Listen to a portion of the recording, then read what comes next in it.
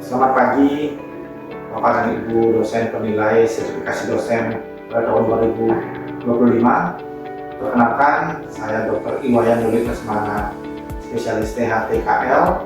Saya adalah salah satu dosen pada program studi spesialis THTKL Fakultas Kedokteran Universitas Udayana. Video ini dibuat untuk memenuhi persyaratan dalam sertifikasi dosen pada tahun 2025, yaitu pernyataan diri dosen dalam unjuk Tridharma Perguruan Tinggi PDD UKTPT dalam bidang mengajar. Pada kesempatan ini, mata kuliah yang saya angkat dalam video pembelajaran adalah mata kuliah pemeriksaan fungsi pendengaran yang termasuk dalam blok hearing and skin disorder. Pada mata kuliah yang saya ampu ini terdiri dari 3 SKS. Mata kuliah ini disampaikan dengan metode DIA, Delivery Interaction Assessment, dalam proses pembelajarannya. Sebagai deskripsi mata kuliah, gangguan pendengaran ialah berkurangnya kemampuan mendengar, parsial atau total pada salah satu atau kedua telinga. Gangguan pendengaran dapat menimbulkan masalah sosial serta dampak psikologis seperti menarik diri dari pergaulan. Masalah gangguan pendengaran semakin meningkat dalam beberapa tahun terakhir karena dampak paparan suara bising, penggunaan obat yang bersifat ototoksik, maupun faktor-faktor usia, di mana deteksi dini gangguan pendengaran menjadi sangat krusial sehingga dapat dilakukan tindakan intervensi pada penderitanya. Pada mata kuliah ini akan dijelaskan mengenai beberapa prosedur pemeriksaan fungsi pendengaran menggunakan Garputala serta bagaimana interpretasinya. Sebagai capaian pembelajaran lulusan, mahasiswa mampu melaksanakan praktik kedokteran yang profesional sesuai dengan nilai dan prinsip ketuhanan, moral, luhur, etika, disiplin, hukum, dan sosial. Menguasai keilmuan di bidang THT dan menerapkannya untuk mengatasi masalah gangguan pendengaran. Menguasai konsep teoritis bidang pengetahuan secara umum dan konsep teoritis secara khusus, serta mampu memformulasikan penyelesaian masalah. Mampu melakukan prosedur penata laksanaan masalah kesehatan secara holistik dan komprehensif, mampu mengenali dan menjelaskan gambaran klinik prenatalnya yang mengakibatkan gangguan pendengaran, serta mampu mendapatkan informasi lebih lanjut mengenai gangguan pendengaran. Mampu melakukan pemeriksaan umum dan khusus sesuai dengan masalah pasien, dan mampu melakukan interpretasi pemeriksaan penunjang dasar dan mengusulkan pemeriksaan penunjang lainnya yang rasional. Capaian pembelajaran mata kuliah yang akan disampaikan CPNK, pertama, mahasiswa mampu menjelaskan jenis pemeriksaan fungsi pendengaran menggunakan Garputala dan bagaimana interpretasi. Yang kedua, memiliki pengetahuan yang baik tentang keterampilan dasar tes fungsi pendengaran. Mahasiswa mampu menjelaskan etiologi patogenesis terjadinya gangguan pendengaran akibat kelainan telinga luar, tengah, dan dalam. Mahasiswa mampu menjelaskan gejala dan tanda gangguan pendengaran. Mahasiswa mampu menjelaskan bagaimana tata laksana gangguan pendengaran, dan mahasiswa mampu melakukan interpretasi pemeriksaan penunjang dasar, dalam hal ini adalah pemeriksaan Garputala, dan mengusulkan pemeriksaan penunjang lainnya yang rasional di bidang tersebut. Sebagai pokok pembahasan, bagaimana mengetahui anatomi dan fisiologi pendengaran, bagaimana mengetahui jenis gangguan pendengaran, bagaimana melakukan pemeriksaan fungsi pendengaran, bagaimana penyakit pada telinga luar, dan bagaimana mengetahui penyakit pada telinga tengah dan dalam, serta penata laksanaan gangguan pendengaran.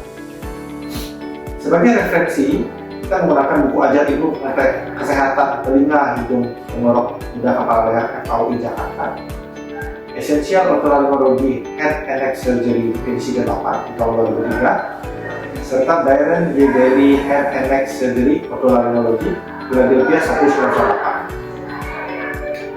Aspek penilaian dinilai: pertama, kehadiran 15%, tugas individu 10%, tugas kelompok 10%, UTS 25%, dan ujian akhir semester sebanyak 40%.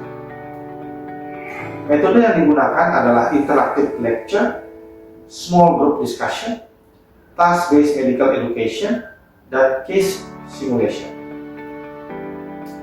Berikut ini adalah video pembelajaran yang akan dilakukan dalam proses offline di dalam kelas. Baik, selamat pagi pada adik-adik mahasiswa bagian Departemen THT Universitas Udayana. Terima kasih atas kehadirannya pada kesempatan ini. Kita bersyukur bisa berkumpul di sini untuk mengikuti kuliah mengenai pemeriksaan pendengaran. Sebelum kita memulai kuliah, mari kita berdoa terlebih dahulu supaya kuliah berjalan lancar dan memberikan manfaat bagi kita semua. Saya pimpin doa, silakan mulai.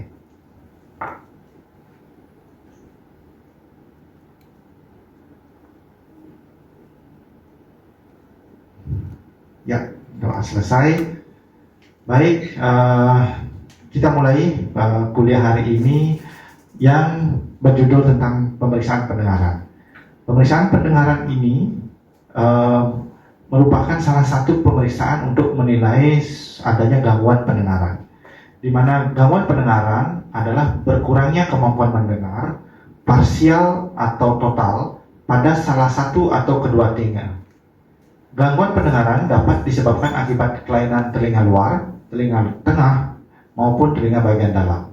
Dan gangguan pendengaran ini tentunya bisa berdampak sosial, psikologis, seperti pasien bisa menarik diri dari pergaulan. Pada mata kuliah ini akan dijelaskan mengenai anatomi telinga, fisiologi telinga, kemudian prosedur pemeriksaan fungsi pendengaran dan garpu tala, serta bagaimana interpretasinya.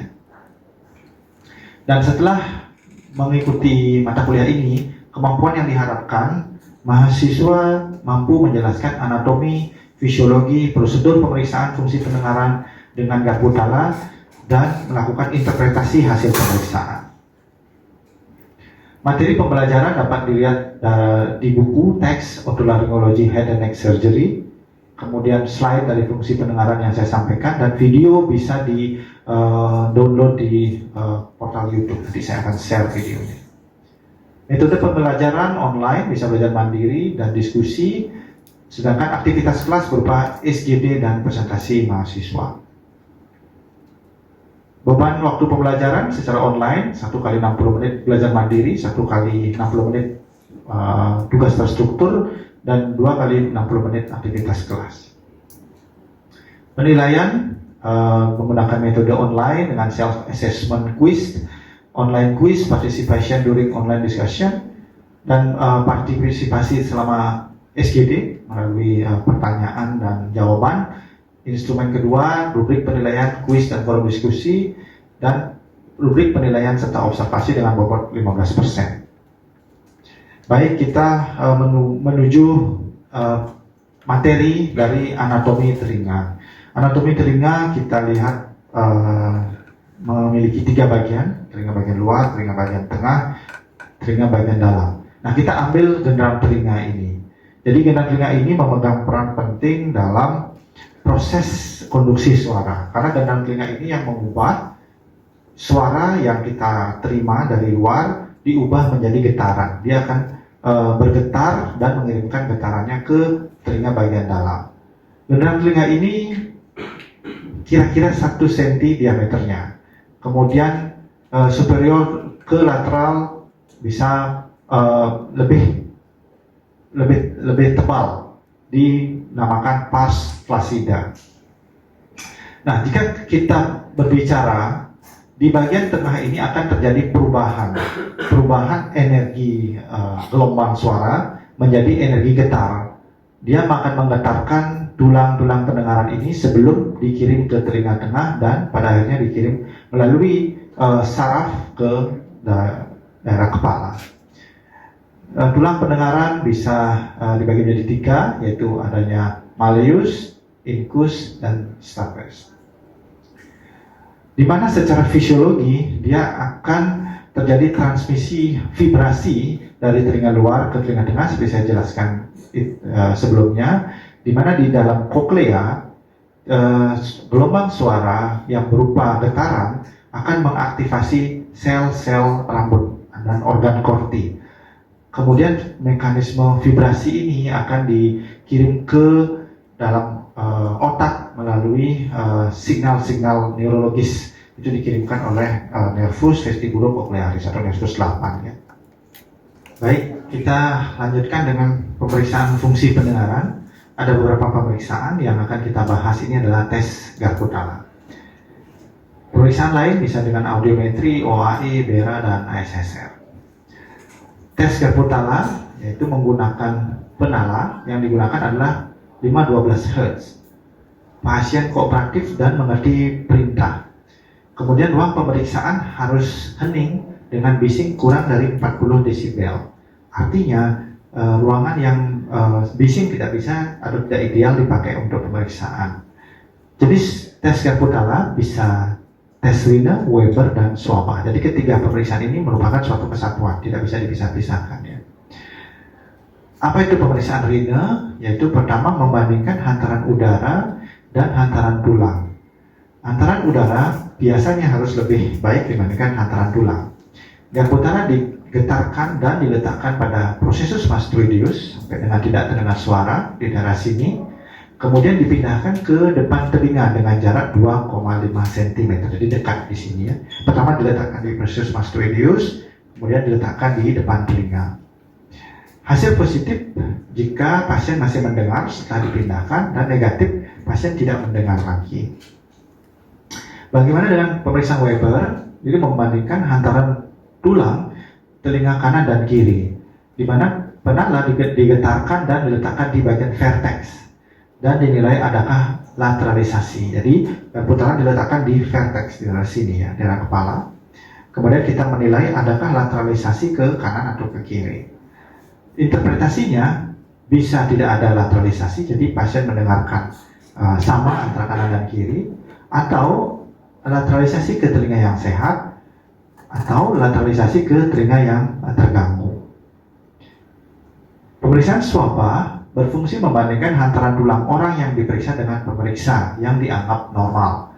Pemeriksaan diletakkan pada processus mastroideus orang periksa sampai tidak mendengar suara, kemudian dipindahkan ke pemeriksa. Jadi pertama diletakkan di processus mastroideus pasien sampai pasien tidak mendengar, dipindahkan ke pemeriksa. Kalau pemeriksa masih mendengar, dikatakan swabanya memendek.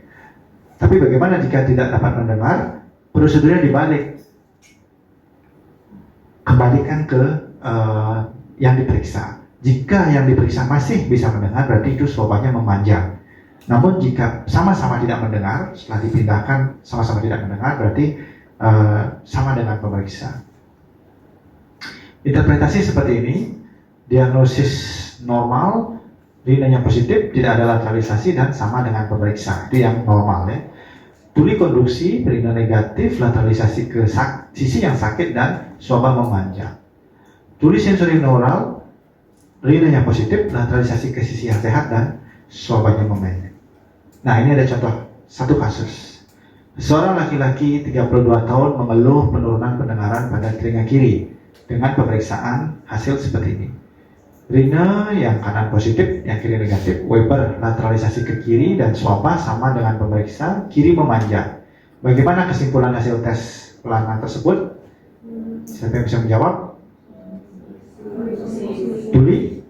Tuli konduksi, betul. Kemudian kasus kedua, seorang wanita 67 tahun mengeluh penurunan pendengaran pada telinga kanan. Pemeriksaan Garputala dengan hasil seperti berikut. Rhine sisi kanan positif dan kiri positif. Weber lateralisasi ke kiri, swaba kanan memendek, kiri sama dengan pemeriksa. Bagaimana kesimpulan hasil tes pada pasien ini? Bisa menjawab? Sensorineural kanan. Ya. Satu lagi kasus. Wanita 43 tahun mengeluh penurunan pendengaran pada kedua telinga. Pemeriksaan Garputala dengan hasil sebagai berikut. Rhine yang kanan negatif, yang kiri negatif. Weber lateralisasi ke sisi kiri dan swaba kanan memanjang, kiri memanjang. Bagaimana kesimpulan hasil tesnya? Tuli lebih berat di kiri. Oke, jadi bisa dikatakan juga itu dicampuran juga bisa ya. Nah, saya ada learning task. Sebelum learning task, mungkin ada yang bertanya, silakan. Silakan berdiri nih, perkenalkan nama. Izin perkenalkan dokter, nama saya Manda. Izin bertanya, apakah pemeriksaan genital dapat dilakukan pada anak atau Ya, terima kasih Manda. Jadi pemeriksaan genital seperti yang kita bahas bahwa pemeriksaan genital itu dilakukan pada orang yang kooperatif dan bisa mengikuti instruksi dan mengerti dengan apa yang kita lakukan. Pada anak-anak seringkali jika anak-anak kurang mengerti, ada pemeriksaan lainnya yaitu pemeriksaan audiometri anak. Jadi pada anak-anak genital sering kurang merepresentasikan kondisi yang sesungguhnya, sehingga perlu dilakukan pemeriksaan audiometri pada anak. Atau ada pemeriksaan BERA, ada pemeriksaan ASSR, dan banyak pemeriksaan lainnya. Ada pertanyaan lagi kira-kira? Silakan berdiri, perkenalkan nama. Nama saya Ayu Kurniati, dokter. Mohon izin bertanya. Mungkin selain dengan pemeriksaan tes penala ini, apakah ada tes lain yang bisa dilakukan untuk mengukur fungsi pendengaran, dokter? Terima kasih, dokter. Ya, jadi beberapa pemeriksaan lain selain tes penala ini untuk pemeriksa pendengaran itu ada banyak ya. Jadi kita kembali ke ini. Jadi beberapa pemeriksaan yang dilakukan tes bisik. Jadi kita dalam ruangan tenang berbisik dari jarak tertentu. Nah itu diukur. Memang pemeriksaannya sangat subjektif dan diperlukan ruang yang tenang. Terutama sering para pasien-pasien tinnitus. Jadi mendenging itu seringkali bisa terdengar di suasana yang hening. Nah tes bisik juga bisa menjadi salah satu interpretasi ini. Audiometri. Nah, audiometri yang dikenal namanya audiometri nada murni itu pemeriksaan di ruang audiometri, jadi di ruang kedap.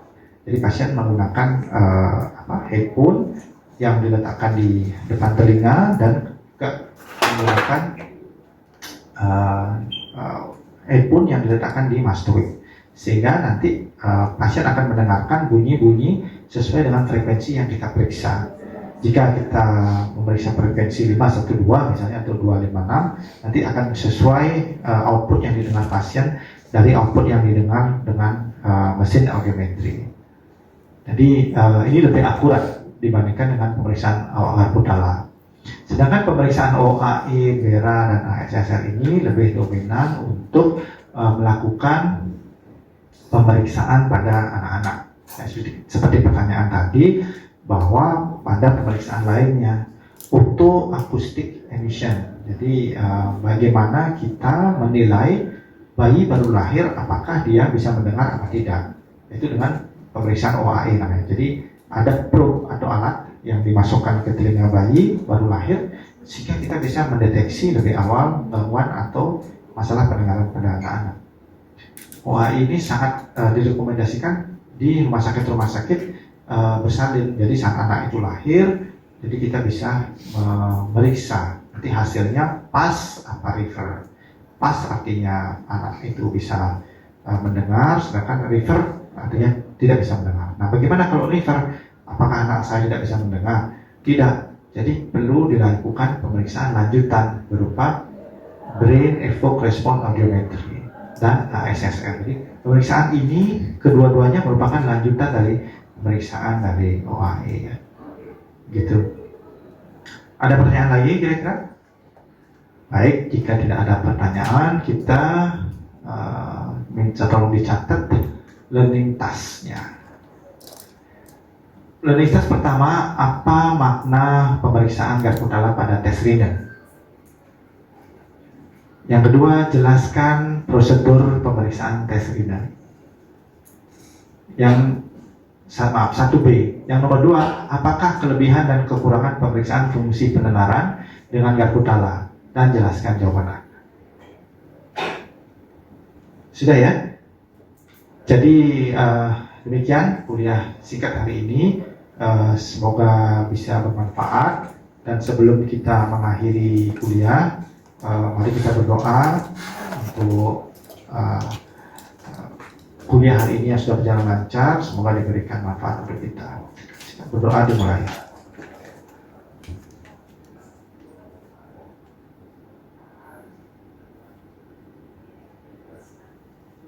Baik, terima kasih. Terima kasih banyak atas kehadirannya, semoga bermanfaat. Sukses. Terima kasih.